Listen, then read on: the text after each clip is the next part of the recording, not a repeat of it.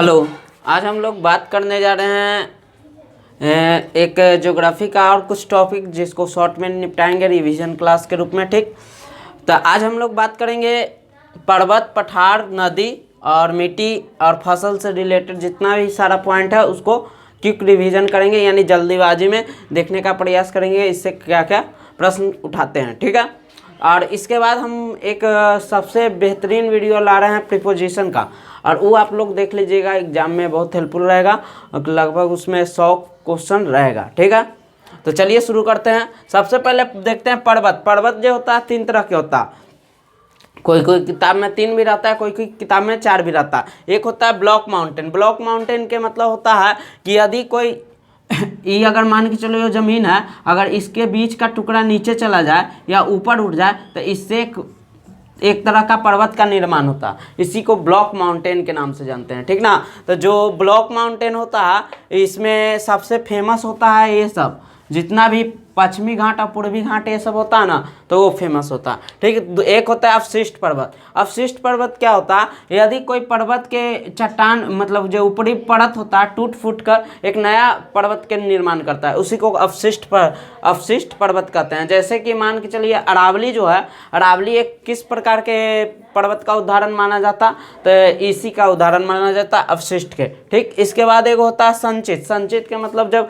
कोई मलबा एक साथ जमा होकर अगर कोई पर्वत जैसा आकृति लेता उसको क्या कहते हैं, संचित पर्वत। जैसे मान के चलिए रेगिस्तान में क्या हो जाता है, बालू का बहुत बड़ा अंबाड़ लग जाता है जिसको हम सैंड ड्यून के नाम से जानते हैं। ठीक ना, तो इसको भी पर्वत के, हालांकि पर्वत तो रियल रूप से नहीं होता, बस एक इकट्ठा होता है जिसके कारण इसको पर्वत मानते हैं। और एक होता है बलीत पर्वत। बलीत पर्वत कहते हैं ये, जिसको एक और नाम से जानते हैं जिसको मुर्दार या फोल्डन माउंटेन के नाम से जानते हैं। तो ये इसका मेन जो आप एग्जाम्पल याद रखिएगा, उसमें हिमालय हो गया, रॉकी हो गया, आल्पस हो गया, यूराल हो गया, फिर एंडीज हो गया, ये सब किस पर्वत का उदाहरण होता, तो बलीत पर्वत के। पूछेगा कि सबसे नवीन बलीत पर्वत किसे माना जाता, तो याद रखिएगा हिमालय को। और सबसे पुरानी माना जाता है किसको, तो याद रखिएगा सबसे पुरानी माना जाता है अरावली को। ठीक, यहाँ से एक पॉइंट याद रखिएगा। दूसरा पूछेगा कि सबसे ऊंची चोटी किसका है। सबसे ऊंची चोटी तो माउंट एवरेस्ट हिमालय के, लेकिन सब पूछेगा सबसे लंबी पर्वत श्रृंखला कौन सी है, तो याद रखिएगा एंडीज। ठीक, आगे अब देखते हैं कि हिमालय से कौन कौन पॉइंट पूछा जाता है। तो सबसे पहले इसका ऊंचाई, यानी हिमालय के सबसे ऊंची चोटी का ऊंचाई कितना, 8,848 मीटर में। ठीक, जो जिसको कहते हैं माउंट एवरेस्ट, जो कहाँ पड़ता है, नेपाल। नेपाल में माउंट एवरेस्ट को किस नाम से जानते हैं, सागर माथा के नाम से जानते हैं। कहा जाता है कि हिमालय का निर्माण किस सागर पर हुआ, तो याद रखिएगा टेथिस सागर पर। इसका लंबाई लगभग कितना आता, 2500 किलोमीटर तक ये फैला हुआ है। ठीक, इसके बाद पूछेगा कि हिमालय के ऐसे जनरली तो हम लोग तीन भाग में पढ़ते हैं कि इसका 3 गो सीरीज है, लेकिन एक कहीं कहीं 4 गो भी रहेगा। ट्रांस हिमालय एगो रहेगा, बृहत हिमालय एगो रहता है, लघु हिमालय एक रहता है, बाह्य हिमालय। ठीक ना, तो किसी किसी बुक में 3 भी रहता है, किसी में 4 भी रहेगा। ट्रांस को मिला लेंगे तो 4 गो होगा। ट्रांस हिमालय का ही एग्जाम्पल होता है काराकोरम। पूछेगा कि भारत में सबसे ऊंची चोटी कौन सी है, तो काराकोरम भी कहीं कहीं लिखा रहता, और नहीं तो कहीं कहीं क्या लिखा रहता है, कंचनजंगा। तो मूल रूप से अगर देखा जाए तो कंचनजंगा भारत के सबसे ऊंची चोटी है, जबकि केटू जो है पीओ के हिस्सा में पड़ता है, लेकिन कहीं कहीं एग्जाम में केटू भी आंसर देता है और कहीं कहीं कंचनजंगा भी। ठीक, याद रखिएगा हिमालय को जब 3 भाग में बांटते हैं तो इसमें बृहत हिमालय को एक और नाम से जानते हैं जिसको हिमाद्री कहते हैं। और यही बृहत हिमालय का ही हिस्सा कौन कौन होता है, तो मेन होता है ये माउंट एवरेस्ट जो होता है बृहत हिमालय के हिस्सा होता है। लघु हिमालय जिसका दूसरा नाम मध्य हिमालय या हिमाचल रहेगा, कहेगा कि बताइए लघु हिमालय का दूसरा नाम क्या है, तो याद रखिएगा हिमाचल। और बाह्य हिमालय का क्या दूसरा नाम होता है, तो शिवालिक। ठीक, इसके बाद याद रखिएगा बहुत सारा और भी पर्वत है भारत में जिसका ऊंची चोटी पूछा जाता है, जिसमें एक होता है अरावली। अरावली की सबसे ऊंची चोटी कौन सा है, गुरु शिखर। जो कहाँ पड़ता है, राजस्थान में जो मरुस्थल है वो उसी के पूरब में पड़ता है, और उसके मतलब ये अरावली के पश्चिम में पड़ जाता है राजस्थान का थार मरुस्थल, ठीक ना। तो पूछेगा आपको कि बताइए कि अरावली के जो पर्वत है उस पर एक मंदिर है जिसका नाम है दिलवाड़ा का जैन मंदिर। तो इसका नाम याद रखिएगा। पूछेगा कि अगर ये मंदिर किस धर्म से संबंधित है, तो जैन धर्म से। इसके अलावा एक होता है सतपुड़ा की पहाड़ी, सतपुड़ा के पूछेगा सबसे ऊंची चोटी, तो याद रखिएगा धूपगढ़ी। इसके अलावा विंध्याचल पहाड़ी है, पूछेगा कि भारत जो है उत्तर भारत को दक्षिण भारत से अलग कौन सा पहाड़ी करता है, तो यही है बीच में पड़ता है विंध्याचल। तो विंध्याचल क्या करता है, उत्तर भारत को दक्षिण भारत से अलग करने का काम करता है। इसके बाद एक और याद रखिएगा, यही विंध्याचल के नीचे पड़ेगा आपका सतपुड़ा की पहाड़ी, ठीक ना। तो सतपुड़ा के भी नाम याद रखिएगा। इसके बाद याद रखिएगा कि एक क्वेश्चन पूछा जाता है कि दक्षिण की सबसे ऊंची चोटी, तो याद रखिएगा दक्षिण की सबसे ऊंची चोटी कौन होता है, अनाईमुडी, जिसका जो मतलब होता है कुछ पर्वत में होता है पहाड़ में, तो याद रखिएगा अन्नामलाई के पर्वत होता है नाम उसका, और सबसे ऊंची चोटी का नाम कुछ होता है अनाईमुडी। इसके बाद एक पूछेगा पश्चिमी घाट और पूर्वी घाट, यहाँ पर पहाड़ियों का एक सीरीज है। पश्चिमी घाट है जो एक लगातार सीरीज के रूप में है, जबकि पूर्वी घाट जो है कटा फटा है, यानी बीच बीच में कटा हुआ। रीजन क्या है कि यहाँ से बहुत सारी नदियाँ निकलती है, जिसके कारण इसका मुहाना कहाँ पड़ता है, बंगाल की खाड़ी, जिसके कारण यहाँ जो पहाड़ी है उसको काटते चलता है। इसलिए यहाँ पर जो पूर्वी घाट है वो कटा हुआ है, जबकि पश्चिमी घाट लगातार है। तो एक क्वेश्चन पूछता है कि बताइए कि पश्चिमी घाट की सबसे ऊंची चोटी, अगर ऊंची चोटी बोलिएगा तो नाईमुडी ही रहता।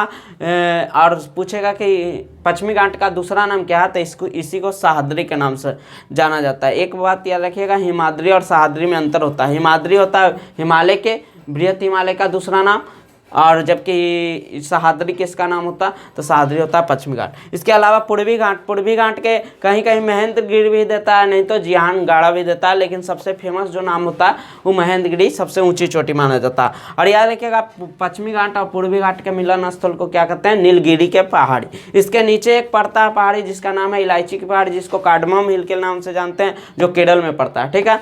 तो इतना इंपॉर्टेंट था यहाँ पर से पहाड़। इसके अलावा एक शिलोंग का याद रखिएगा, शिलोंग में एक पहाड़ी मिलता है जिसका नाम है गारो खासी जयंता। डायरेक्ट पूछेगा आपको गारो खासी जयंतिया पहाड़ी कहाँ मिलता है, तो याद रखिएगा शिलोंग में। इसी 3 गो पहाड़ियों के बीच जब बादल आके मतलब जमा हो जाता है, जिसके कारण यहाँ पर बहुत ज़्यादा बारिश होता है, और सबसे ज़्यादा बारिश स्थान विश्व में सबसे ज़्यादा कहाँ होता है, तो यही शिलोंग के एक पास जगह पड़ता है जिसका नाम है मानसीराम। पहले था चेरापूंजी, लेकिन अब कौन है वर्तमान में, मानसीराम, ठीक है। तो ई का कहानी था पर्वत से ये सब पॉइंट इंपॉर्टेंट था, ठीक है। इसके बाद याद रखिए भारत के 2 पठार सबसे ज़्यादा इंपॉर्टेंट है, जिसमें एक होता है दक्कन का पठार और दूसरा छोटा नागपुर का पठार। इसके अलावा मालवा भी है, मेवाड़ भी है, बुंदेलखंड, बघेलखंड, बहुत सारा पठार है, लेकिन सबसे इंपॉर्टेंट है दक्कन का पठार। दक्कन के पठार से सबसे पहला क्वेश्चन ये पूछता है कि दक्कन का पठार कहाँ है, तो याद रखिएगा दक्षिण भारत का हिस्सा होता है। और दूसरा पूछेगा कि दक्कन का पठार का आकार कैसा है, तो त्रिभुजाकार है। छोटा नागपुर के जो पठार है कहाँ है, तो याद रखिएगा छोटा नागपुर पठार कहाँ है, झारखंड, और यह जो है स्वर्ण रेखा नदी के पास है, और यहीं पर एक जलप्रपात है जिसका नाम है हुंड्रू जलप्रपात। तो याद रखिएगा इसको पूछेगा कि भारत का रूट किसे कहा जाता है, तो छोटा नागपुर को। रीजन क्या है कि यहाँ से बहुत मात्रा में कुछ मिलता है, खनिज मिलता है। याद रखिएगा सबसे ज़्यादा खनिज हम लोग किससे प्राप्त होता है, पठार से, ठीक ना। और दूसरा क्वेश्चन ये भी पूछ सकता है कि भारत का सबसे ऊंचा जलप्रपात कौन सी है, तो याद रखिएगा कुंजिकल जो जलप्रपात है कर्नाटक में बड़ाही नदी पर है। पहले जो था वो था शरावती, जो था जोगी अगरसोपा, उस शरावती नदी पर था जो सबसे भारत का ऊंचा जलप्रपात था, लेकिन अब बदल गया, ठीक है। इसको माइंड में याद रखिएगा। इसके बाद पठार के बाद याद रखिएगा नदी से। अब नदी पर चर्चा कर लेते हैं, कौन कौन नदी से पॉइंट आता है। तो सबसे पहले है भारत की सबसे लंबी नदी किसे माना जाता है, गंगा। रीजन क्या है, इससे मेन 3 गो नदी है भारत में, गंगा, सिंधु और ब्रह्मपुत्र। ये तीनों बहुत लंबा होता है, लेकिन इसमें जो सिंधु होता है उसका ज़्यादातर हिस्सा जो होता है पाकिस्तान में बहता है। इसलिए भारत की सबसे लंबी नदी कौन होता है, गंगा, जिसका लंबाई लगभग 25 किलोमीटर होता है, ठीक। तो याद रखिएगा भारत की सबसे लंबी नदी कौन होता है? गंगा। इसका निर्माण होता है जब भागीरथी और अलकनंदा आपस में मिलता है देवप्रयाग में, तब इसका निर्माण होता है। पूछेगा गंगा कहाँ से निकलती है? तो गंगोत्री से निकलती है। ठीक। पूछेगा सबसे फर्स्ट सहायक नदी इसमें कौन मिलता है? तो याद रखिएगा रामगंगा। और अंतिम सहायक नदी कौन मिलता है? महानंदा मिलता है। इसके बाद पूछेगा सबसे लंबी सहायक गंगा में कौन मिलता है? तो याद रखिएगा सबसे लंबी सहायक नदी होता है यमुना। इसका मुहाना कहाँ होता है? तो गंगा जो गिरता है बंगाल की खाड़ी में गिरता है और ईच पहले पहुंचता है बांग्लादेश में। बांग्लादेश में गंगा को किस नाम से जानते हैं? तो याद रखिएगा पद्मा। और पद्मा बांग्लादेश में, और ब्रह्मपुत्र जो होता है जब बांग्लादेश में पहुंचता है तो उसको जमुना कहा जाता है। पद्मा और जमुना जब मिल जाता है ये दोनों के धारा, तो इसी को कहते हैं मेघना के नाम से। तो कभी कभी क्वेश्चन पूछेगा कि बताइए कि जो सुंदरबन डेल्टा वो किस मुहाना मतलब किस नदी का धारा? तो याद रखिएगा मेघना। मेघना मेन धारा होता है जो वहाँ पर गिरता है। इसके अलावा गंगा पद्मा के नाम से बांग्लादेश में, जबकि ब्रह्मपुत्र जमुना के नाम से बांग्लादेश में जाना जाता है। ठीक। कुछ कुछ शहर भी जो है नदी गंगा नदी पर, जैसे कानपुर है, पटना है, हरिद्वार है, वाराणसी है। तो ये इंपॉर्टेंट है जो शहर कहाँ बसा हुआ? गंगा पर। इसके अलावा राम गंगा भी है जिस पर बरेली बसा हुआ है, लखनऊ है जिस पर गोमती बसा हुआ है। ठीक ना। तो ये सब पॉइंट आपको गंगा से याद रखना है। ठीक। इसमें सबसे फेमस पॉइंट था जिसको हम लिए। इसके अलावा कोसी जो है बिहार का शोक कहा जाता है। बिहार का सबसे एक तरह से मतलब दुखदाई नदी होता है। रीजन कोसी है, जब इसमें बाढ़ आता है तो पूरा तबाही मचा देता है, इसी कारण इसको बिहार का शोक कहा जाता है। ठीक ना। और इसके बाद है यमुना। यमुना जो होता है, यमुना के सबसे इम्पोर्टेंट पॉइंट कि यह कहाँ मिलता है? तो याद रखिएगा इसका मुहाना गंगा में। प्रयागराज जिसको पहले इलाहाबाद के नाम से जाना जाता था, वह यमुना गंगा में मिल जाता और यहीं पर इसका मिलन होता है। तो कभी कभी क्वेश्चन पूछता है कि गंगा और यमुना का संगम कहाँ? था इलाहाबाद, या अब अगर रहेगा तो अब इलाहाबाद नहीं देके प्रयागराज देगा। ठीक है। तो इसको पॉइंट आप याद रखिएगा। इसके अलावा इस पर बहुत सारा शहर बसा है, जैसे आगरा है, दिल्ली है, मथुरा है। तो ये सब जो है ये किस पर बसा हुआ? यमुना पर। पूछेगा कि इसका सहायक नदी कौन कौन है? तो बेतवा केन और चंबल, ये तीन को सबसे इम्पोर्टेंट सहायक नदी होता है यमुना के। ठीक। इसके बाद सबसे फेमस है सिंधु। याद रखिएगा गंगा जो होता है बंगाल की खाड़ी यानी कि पश्चिम पूरब की ओर गिरती है, जबकि जो सिंधु है वो पश्चिम की ओर गिरती है। पश्चिम की ओर इम्पोर्टेंट नदी कौन कौन गिरती है? तो एक होता है सिंधु, दूसरा में नर्मदा और ताप्ती, चौथा होता है साबरमती, और इसके अलावा जो भी होता है लगभग उस सब के सब बंगाल की खाड़ी में गिरता है। ठीक है। तो याद रखिएगा सिंधु नदी कहाँ से निकलता है? तो याद रखिए मानसरोवर के जो तिब्बत में मानसरोवर झील है जो कैलाश पर्वत के पास पड़ता है, उसी से निकलता है। इसका लंबाई लगभग 2900 किलोमीटर है। यह समझिए तो एशिया के नहीं मतलब भारत के अगर सबसे बड़ा नदी रहता कब? जब भारत और पाकिस्तान एक साथ रहता तब। लेकिन पाकिस्तान के अलग होने के बाद यह इसका ज़्यादातर हिस्सा पाकिस्तान में हो जाता है, इस कारण यह भारत का सबसे लंबा नदी नहीं माना जाता बल्कि गंगा माना जाता है। ठीक। इसका सहायक नदी जो है 5 गो है, सबसे फेमस जो है मेन 5 गो है। इसमें पहला है सतलज, झेलम, ब्यास, रावी, चिनाब। ये 5 को जो है सबसे फेमस है। इसमें याद रखिएगा झेलम का नाम बहुत दूसरा फेमस है बितिस्ता, क्योंकि सिकंदर और पोरस का लड़ाई इसी नदी के किनारे हुआ था, इसलिए इसका बितिस्ता का युद्ध भी कहते हैं या हाइडेस्पिसिस का युद्ध भी कहते हैं। तो इसका नाम याद रखिएगा। इसके अलावा ब्यास का एक और नाम है बिपाशा, चिनाब का नाम है आशिकनी। तो इसको याद रखिएगा। ठीक। तो यहाँ से एक बार क्या हुआ था 1900 लगभग 48 के समय जब भारत और पाकिस्तान के बीच लड़ाई हुआ था, मतलब कि बंटवारा के चलते, इसमें कहा गया था कि जो सहायक नदी है वो भारत जो था इस पानी को रोक दिया था, यानी इससे जो गुजरता था सतलज, रावी, चिनाब, ब्यास, इसको रोक दिया था, जिसके कारण जो ये था पाकिस्तान फिर यूएनओ में चला गया था। तब इन दोनों के बीच बंटवारा हुआ था, इसी को कहते हैं सिंधु जल विवाद। इन दोनों के बीच जो लड़ाई हुआ था उसी को क्या कहते हैं? सिंधु जल विवाद, जिसमें 3 गो ऊपर का नदी जो होता है सिंधु, झेलम और एक और है चिनाब, ये तीनों किसको दिया जाता है? उसका 80% यूज कहा गया है कि पाकिस्तान करेगा और 20% भारत। और जो नीचे वाला है रावी, सतलज और ब्यास, इसका 80% भारत यूज करेगा और 20% पाकिस्तान। तो यही दोनों के बीच बंटवारा हुआ था। इसके बाद ब्रह्मपुत्र के याद रखिएगा, ये भी तिब्बत का जो कैलाश पर्वत है वहीं से निकलता है, मानसरोवर से। इसका अन्य नाम सांगपो है। तिब्बत में इसको सांगपो के नाम से जानते हैं, अरुणाचल प्रदेश में इसे दिहांग के नाम से जानते हैं। ये एक ऐसा नदी है जो एक तरह से नदी द्वीप बनाता है। ऐसे तो बाकी जो द्वीप होता है वो सागर या समुद्र में पाया जाता है, लेकिन इसके कारण एक द्वीप बनता है जिसका नाम होता है माजुली, असम में है। ठीक, याद रखिएगा। इसके अलावा इसको बांग्लादेश में जमुना के नाम से जानते हैं। जमुना यही बाद में पद्मा के साथ मिलकर मेघना धारा बनाता है। ठीक है, इसके अलावा याद रखिएगा आगे नर्मदा के बारे में। नर्मदा जो होता है अमरकंटक से निकलता है। एक क्वेश्चन एगो सबसे फेमस पूछा जाता है कि बताइए कि नर्मदा और ताप्ती, यह है विंध्याचल, इसके ऊपर से बहता है गंगा, इसके नीचे से बहता है कौन, नर्मदा, और इसके नीचे है सतपुरा, और उसके नीचे से बहता है ताप्ती। तो क्वेश्चन पूछता है कि नर्मदा और ताप्ती को अलग करने वाली पहाड़ी के नाम या कौन सा है, तैयार रखिएगा सतपुरा। और पूछेगा कौन सी वो दो नदी है जो डेल्टा नहीं बनाती है, तो नर्मदा और ताप्ती। ये किस ओर गिरती है, तो पश्चिम की ओर अरब सागर में। तो ये पॉइंट इंपॉर्टेंट था। इसके बाद एगो याद रखिएगा, नर्मदा बचाओ आंदोलन कब हुआ था, 1989 में। 1989 में हुआ था। इसका जो नेता थे वो मेघा पाटेकर थे। ठीक ना। नर्मदा पर जो एक बांध बनाया जा रहा था, सरदार सरोवर, उसका ऊंचाई बहुत ज़्यादा था, जिसके कारण यहाँ विरोध किया गया था।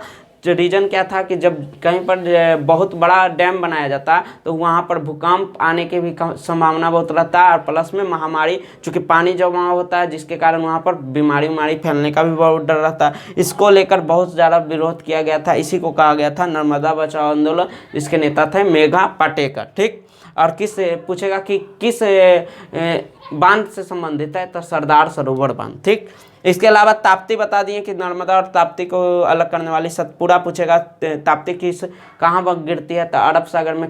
यह डेल्टा बनाती है, यह एस्चुरी, तो यह एस्चुरी बनाती है। नर्मदा और ताप्ती दोनों एस्चुरी बनाती है। यह पश्चिम की ओर गिरने वाली नदी है। ठीक, इसके अलावा पूछेगा कि राजस्थान में कौन सी नदी होकर गुजरती है, तो एक नदी है जिसका नाम है लूनी नदी।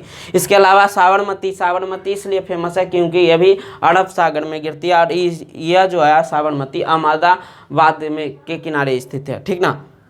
इसके अलावा गोदावरी, याद रखिएगा, गोदावरी जो होता है नासिक से निकलता है। ठीक ना। और इसमें सबसे ज़्यादा इंपॉर्टेंट कि दक्षिण भारत का सबसे लंबी नदी कौन सा है, गोदावरी। इसी कारण इसे दक्षिण भारत का गंगा कहते हैं लंबाई के अनुसार। जबकि कावेरी जो होता है वो पवित्रता के आधार पर दक्षिण भारत की गंगा कहलाते हैं। ये छोटी नदी है, ठीक ना, लेकिन इसका पवित्रता यानी यह एक तरह से गंगा जैसा पवित्र माना जाता है दक्षिण भारत में, इसलिए इसको दक्षिण की गंगा कहते हैं। ठीक, एक बार क्या हुआ था, कावेरी को लेकर दूसरे राज्य में विवाद हो गया था, इसी को कहते हैं कावेरी जल विवाद। तो कभी कभी क्वेश्चन अगर पूछा जाए कि कावेरी जल विवाद किसके बीच हुआ था, याद रखिएगा कर्नाटक और तमिलनाडु के बीच कावेरी जल विवाद हुआ था। तो ये सब पॉइंट था नदी से। और पर्वत, पठार, नदी, ये 3 करा दिए। अब कुछ देख लेते हैं मिट्टी, उसके बाद देख लेंगे हम फसल के बारे में। ठीक,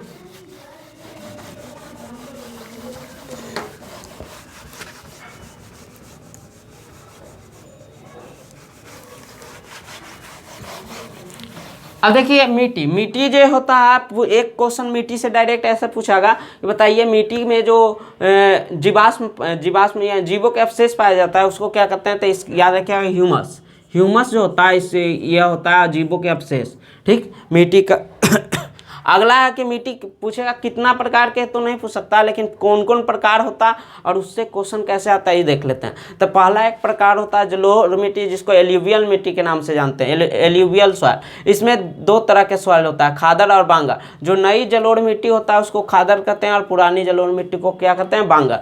जलोढ़ मिट्टी जो होता है, अगर जलोढ़ मिट्टी में अगर मान के चलिए कि बालू रहता है हल्का, तो उसी को कहते हैं चिकनी जलोढ़ मिट्टी। यानी डायरेक्ट क्वेश्चन पूछा जाता है कि चिकनी जलोढ़ मिट्टी को किस नाम से जानते हैं, तो याद रखिएगा दोमट मिट्टी के नाम से। ठीक, और इसमें पानी को रोकने की क्षमता काफ़ी होता है, याद रखिएगा। ये जो मिट्टी होता है बहुत ही उपजाऊ होता है, और इसमें लगभग सब फसल उगाया जाता है, चावल, गेहूँ, चना, ये सब सारा चीज़ लगभग उगाया जाता है। ठीक, इसके अलावा एक पॉइंट ये रखिएगा कि यह कहाँ मिलता है, तो उत्तर भारत में बहुत सारा अधिकांश एरिया जहाँ पर नदियों के द्वारा मैदान बनाया गया, वहाँ पर कौन सा मिट्टी मिलता है, जलोढ़ मिट्टी। ठीक, इसके बाद में पूछेगा काली मिट्टी, तो सबसे पहले इसका याद रखेगा नाम, तो इसको कपासी मिट्टी कहते हैं, रेगुल मिट्टी कहते हैं, चेनोजोम मिट्टी भी कहते हैं, ठीक ना। तो सबसे फेमस नाम है कपासी और रेगुल मिट्टी। इसका ये ऐसा मिट्टी है जो सूखने के बाद पूरा दरार उत्पन्न हो जाता है। तो कभी कभी क्वेश्चन पूछेगा कि बताइए कौन सी मिट्टी है जो सूखने के बाद दरार उत्पन्न करती है, तो काली मिट्टी, ठीक। इसका निर्माण कैसे होता है, तो याद रखिएगा जो लावा चट्टान है उसके टूटने फूटने से किसका निर्माण होता है, काली मिट्टी का। इसमें जो सबसे ज़्यादा फेमस चीज उगाया जाता है उसका नाम होता है कपास। कपास के लिए सबसे ज़्यादा उपयुक्त मिट्टी होता है, ठीक है। आगे बढ़ते हैं। लाल मिट्टी ऐसे कोई खास यूज नहीं है, और इसमें लगभग थोड़ा बहुत सारा फसल उग जाता है, इसलिए ये कुछ खास इंपॉर्टेंट नहीं है। खाली एगो क्वेश्चन याद रखिएगा इसके कि लाल मिट्टी का लाल रंग किसके कारण होता है, तो लाल होता है इसको आयरन या फेरिक ऑक्साइड के कारण, ठीक। अगला लैटेराइट मिट्टी फेमस होता है। लैटेराइट मिट्टी जो होता है ये जो ईंट के चूर्ण होता है ना, चूर्ण लाल लाल उसी के तरह होता। ये जो वो ऐसे स्थान पर पाया जाता है जहाँ पर बारिश अधिक होता है और मतलब टेम्परेचर हाई रहता, वहीं पर पाया जाता है, ठीक ना। इसकी यह जो मिट्टी है सबसे ज़्यादा किस चीज़ के लिए फेमस है, काजू के लिए। यानी इसमें सबसे ज़्यादा क्या उगाया जाता है, काजू, इसलिए फेमस है। याद रखिएगा जो काजू के लिए सबसे अग्रणी राज्य है, यानी सबसे ज़्यादा कौन राज्य है जो काजू उत्पन्न करता है, तो याद रखिएगा केरल। इसके अलावा याद रखिएगा केरल मसाला में भी बहुत फेमस है, इलायची में भी फेमस है, काजू में भी फेमस है, ठीक ना। इसके बाद याद रखिएगा दलहन के लिए कौन राज्य सबसे फेमस है, तो एमपी। और अगर पूछेगा कि गन्ना के लिए, तो गन्ना के लिए सबसे फेमस राज्य कौन है, यूपी। इसके अलावा पूछेगा कि प्याज के लिए तो महाराष्ट्र, अगर पूछेगा चावल के लिए तो पश्चिम बंगाल, गेहूं के लिए तो यूपी, ठीक। इसके बाद लैटेराइट मिट्टी से एक और बहुत पर्वतीय मिट्टी। तो पर्वतीय मिट्टी जो पर्वत की पर मिट्टी पाया जाता है, ये बहुत ज़्यादा उपजाऊ नहीं होता, लेकिन इसका एक चीज़ बहुत फेमस है कि इसमें कौन सा फसल उगाया जाता है, तो याद रखिएगा इसमें जो फसल उगाता है वो सबसे इम्पोर्टेंट फसल है जिसको कहते हैं चाय। चाय जो होता है पर्वतीय मिट्टी में उगाया जाता है, और चाय भारत में सबसे ज़्यादा कहाँ उगाया जाता है, असम में, ठीक। असम में उगाया जाता है चाय। इसके बाद हम देख लेते हैं फसल के बारे में कि फसल कितने तरह के होते हैं। तो याद रखिएगा फसल होता है खरीफ रबी, सबसे ज़्यादा इंपॉर्टेंट दो भाग में है, खरीफ और रबी। इसके अलावा जायद फसल भी पूछेगा, एगो खाद्य और एगो नकदी फसल भी पूछेगा, तो इसको भी देख लेते हैं। तो याद रखिएगा जो खरीफ फसल है, तो खरीफ फसल जो कहा जाता है कि इसे लगभग जून से लेकर लगभग जून में उगाया जाता है, जून जुलाई में, और इसको सितंबर अक्टूबर में काट लिया जाता है, ठीक ना। इसमें सबसे फेमस कौन कौन आता है, तो सबसे पहले चावल आता, मक्का आता, ये दो सबसे ज़्यादा इंपॉर्टेंट रबी का। इसके अलावा जायद फसल किसको कहते हैं, तो ये जो होता है गर्मी के सीजन में उगाया जाता है, अप्रैल मई के बीच उगाया जाता है और काट लिया जाता है। यानी अप्रैल में उगा के मई में काट लिया, या मई में उगा के जून में, यानी 1 से 1.5 महीना में इसको काट लिया जाता है, ठीक ना। ज़्यादातर ऑप्शन अप्रैल से मई की बला रहेगा, ठीक। तो ये जो रहता है इसमें जो फसल आता है, इसमें सबसे फेमस फसल खीरा, ककड़ी, तरबूज ये सब आता है, जिसमें काफ़ी मात्रा में पानी पाया जाता है, ठीक। इसके अलावा एक क्वेश्चन पूछता है कि खाद्य फसल और नकदी फसल क्या होता है, तो वैसा फसल जिसका उपयोग मेनली खाद यानी खाने के लिए करते हैं उसे खाद्य फसल कहते हैं। जैसे गेहूँ चावल चना ये सब जो होता है खाद्य फसल माना जाता है, जबकि नकदी फसल उसको मानते हैं जिसका हम लोग उगाते हैं, खास मकसद क्या रहता है उसको बेचने से। जैसे तंबाकू हो गया, फिर कपास हो गया, ठीक ना। तो ये सब जो होता है मसाला, ये सब लगभग कपास हो गया, तंबाकू हो गया, गन्ना हो गया, इसको नकदी फसल के रूप में जानते हैं। जैसे जूट हो गया, ठीक ना। याद रखिएगा कपास के लिए कौन सी मिट्टी बताते हैं, तो काली मिट्टी, ठीक। और जूट भारत में सबसे ज़्यादा कहाँ होता है, तो जूट सबसे ज़्यादा पश्चिम बंगाल में होता है। इसको कौन सा फाइबर कहते हैं, तो इसको गोल्डन फाइबर के नाम से जानते हैं, ठीक ना। इसके अलावा याद रखिएगा कि एक क्रांति से भी क्वेश्चन पूछा जाता है, जैसे हरित क्रांति किससे संबंधित है, तो 1965-66 में हरित क्रांति आया था। ये जो मेनली लाया गया था किसके लिए लाया गया था, तो गेहूं के लिए, ठीक। तो हरित क्रांति का संबंध गेहूं से। इसके अलावा पूछेगा सुनहरी क्रांति का संबंध किससे है, तो मसाला से। भूरी क्रांति का संबंध किससे है, तो भूरी क्रांति है अवरक से, ठीक ना। इसके अलावा काली क्रांति किससे है, तो काली क्रांति है पेट्रोलियम से। पूछेगा कि श्वेत क्रांति किससे है? तो श्वेत क्रांति दूध से। रजत क्रांति का संबंध किससे है? तो अंडा से। पूछेगा गुलाबी क्रांति तो झींगा मछली या टमाटर भी कहीं कहीं रहता, ठीक ना। तो ये इंपॉर्टेंट क्रांति था, इसको एक बार देख लीजिएगा। इससे बहुत सारा क्वेश्चन एक मतलब कम से कम समय में बहुत सारा क्वेश्चन को हम रिवाइज कर दिए हैं, जो आपको एग्जाम पॉइंट ऑफ व्यू से बहुत इंपॉर्टेंट होगा। ठीक, मिलते हैं अगले वीडियो में। थैंक्स, जय हिंद।